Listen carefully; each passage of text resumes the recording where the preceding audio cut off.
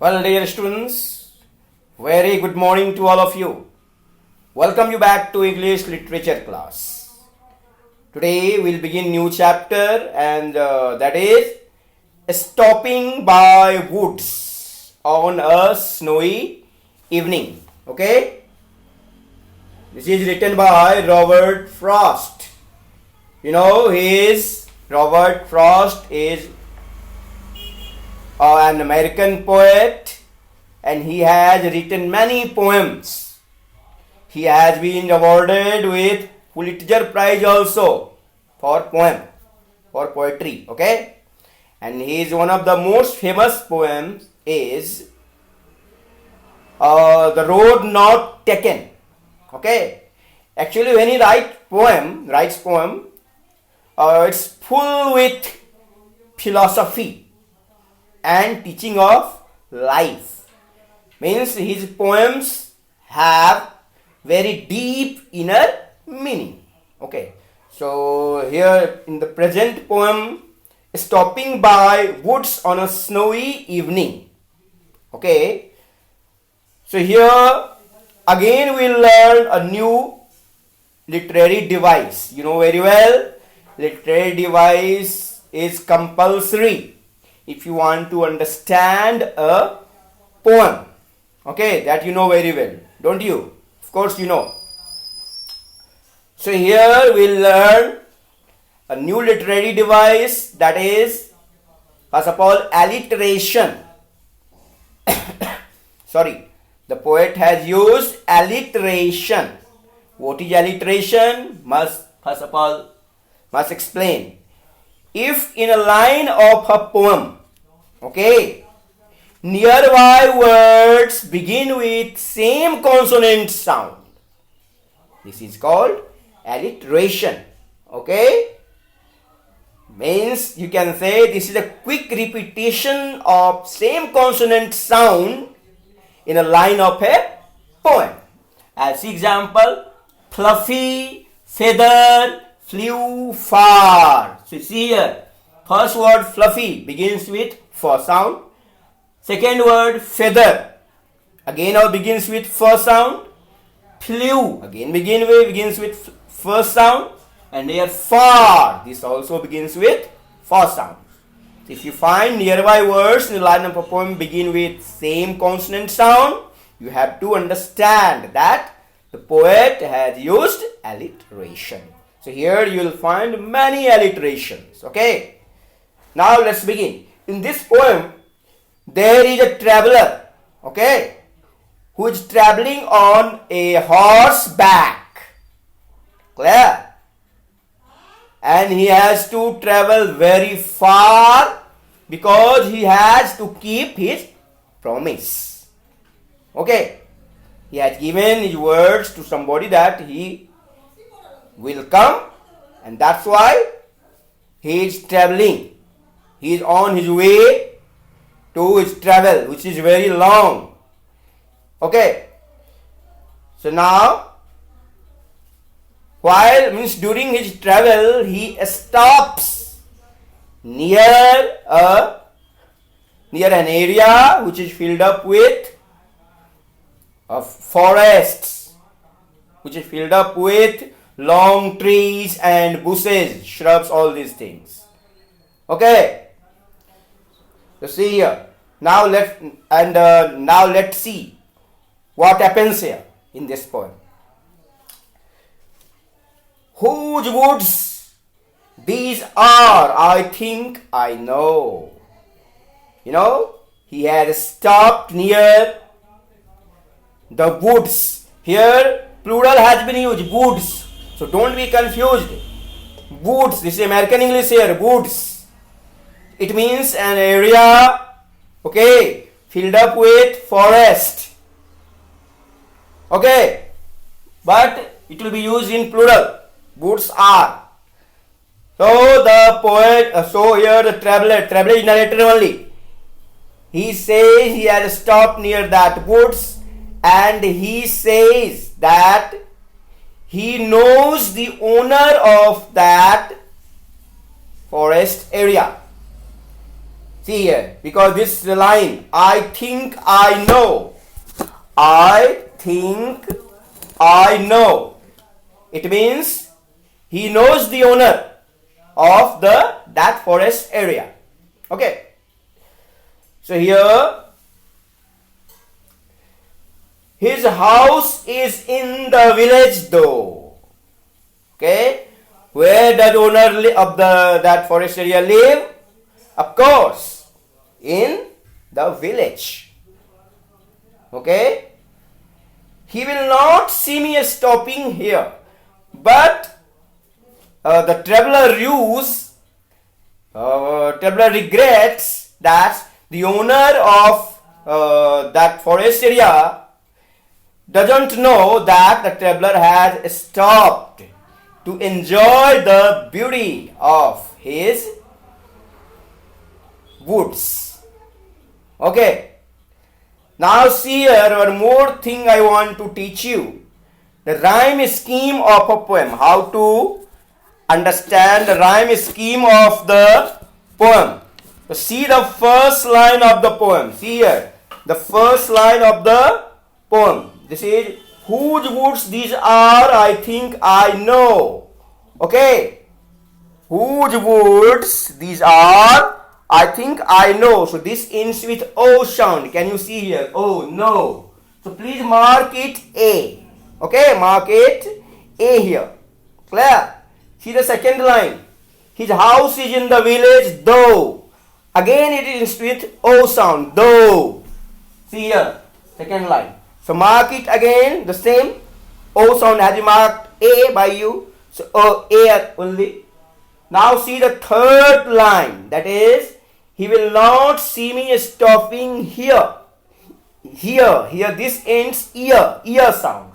Again mark it with, you cannot mark it with A. It will be marked with B. Because this is different sound. B.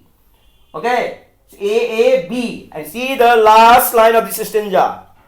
Fill up with snow. O sound. Again A. So you can see A, B, A. Rhyme scheme is A, B, A. Can you see here? Rhyme scheme. A, B, A. Okay. In this way you can find out the rhyme scheme. So first stanza is clear. Now let's come to the second stanza. And see here in the second line, his house. Again there is alliteration. His house. See here, his house. Okay, his house. Here at first word begins with her sound, his, and see again nearby word house begins with her sound again. So his house. This is again alliterations. There are many alliteration you will get here. Okay. Again here I find watch his woods. Again watch begins with was sound, and wood again begin with nearby word was sound. So watch his woods. This line, this phrase is again alliteration. Okay. Now let's come to the second stanza. My little horse must think it queer. Queer means very strange. Okay. Queer means very strange, odd. Okay. So the traveler says that his horse must be thinking very odd, because he had stopped at the place which is completely far away from the human inhabitation, and there is no farmhouse even around. Okay. And it is just, the traveler has just stopped between the woods, means that forest area, and a lake which is also frozen. You know, in winter it is very cold, water freezes, so lake is frozen. Of course, no, this is the darkest evening. It is winter season. Okay, you know very well. Now third stanza. See the third stanza. Well, of course you would like to know the rhyme scheme in the second stanza. See here. My little horse must think it queer. Again ear. Put it A sound. Second line, to stop without a farmhouse near. Again A sound, A. Third line, between the woods and frozen lake. Again different sound, so B. And the darkest evening of the year, in fourth line, year. Again year sound, so A. So again in the second stanza it is A, B, A. Time scheme is A, B, A. Now let's see the third stanza. He gives his harness bells a shake.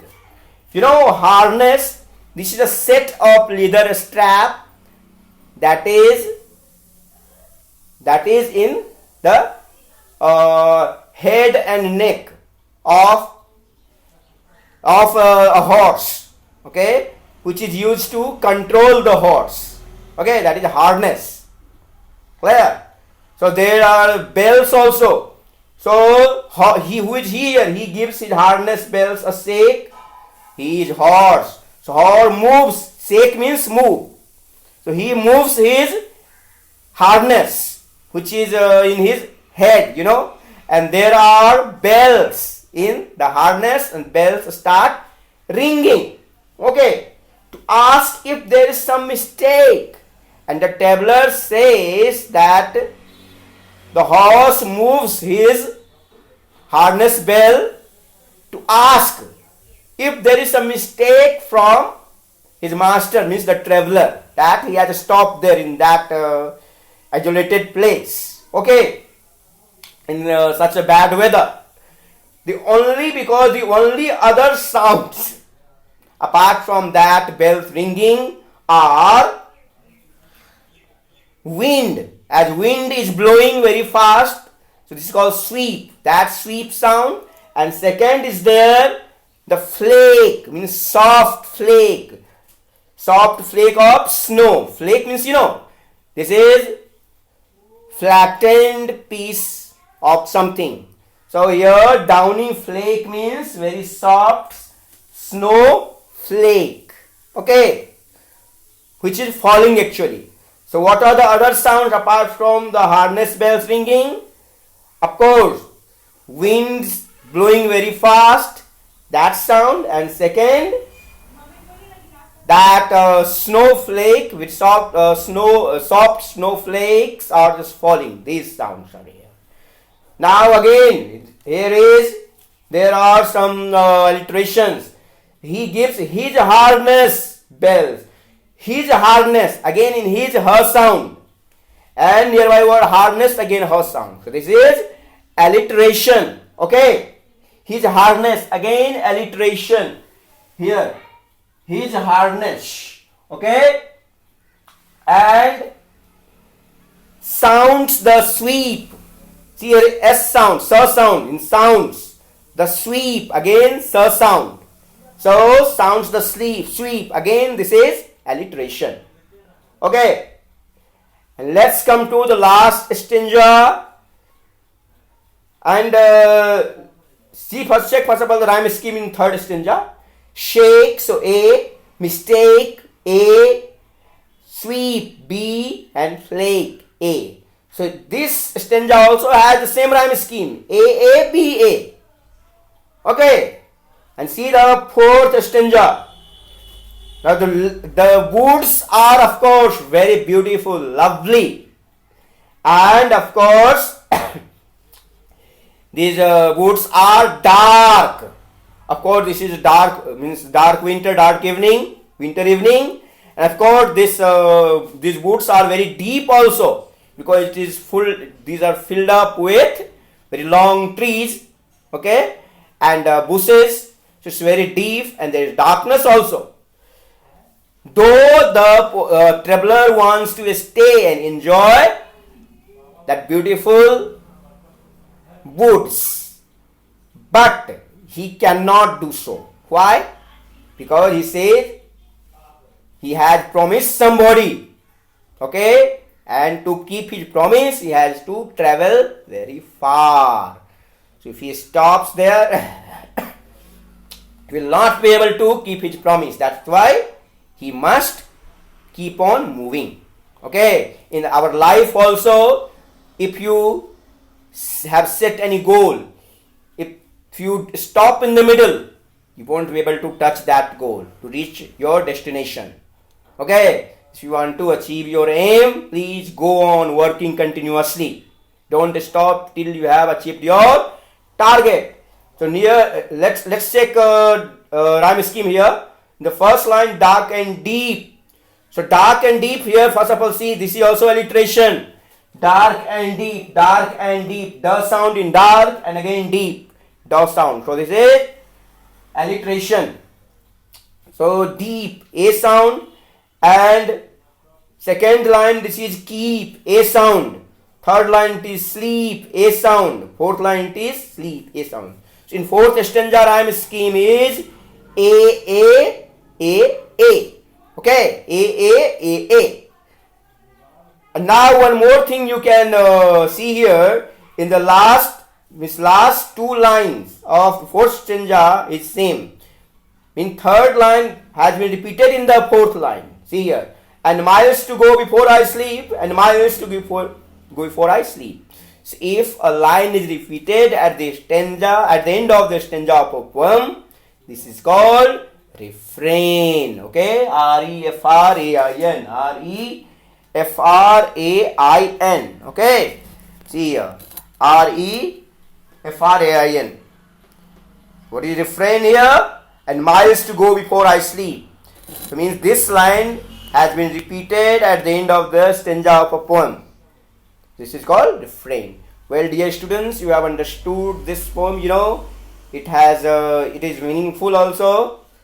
Okay, and the meaning is very deep, that if you want to achieve your goal, you must keep on working continuously till you achieve your target. Okay, so hope you've enjoyed this session. Thank you very much. Bye bye. See you in the next class. Ciao.